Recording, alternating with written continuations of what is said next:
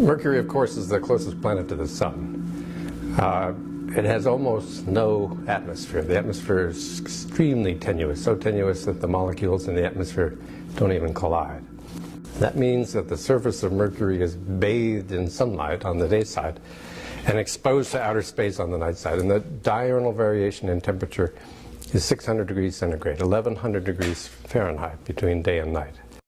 Day and night is pretty unusual on Mercury. Mercury is the only object in the solar system that is in a spin-orbit resonance in which 3 days equal 2 years, 2 revolutions around the Sun, with the result that if you were standing on the surface of Mercury, the time between successive passages of the Sun overhead, local noon, would be 2 years.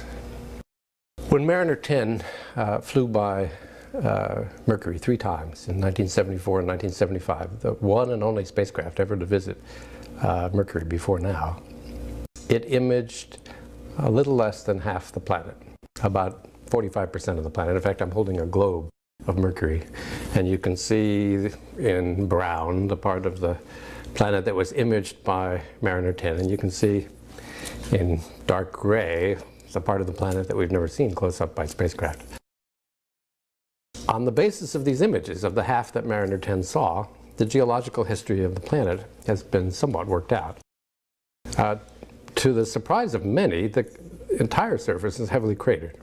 And to the extent that we're able to extrapolate what we know about the rate of cratering of planetary surfaces by comets and asteroids over the history of the solar system, this surface looks older than that of any other terrestrial planet, even than our own moon.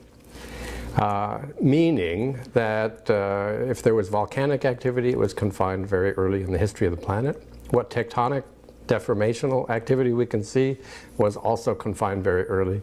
And most of the recent geological events on the surface of the planet have been more and more impact craters.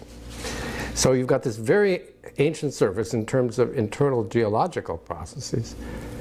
But the paradox is that the core and the present magnetic field tell us that the interior is active today.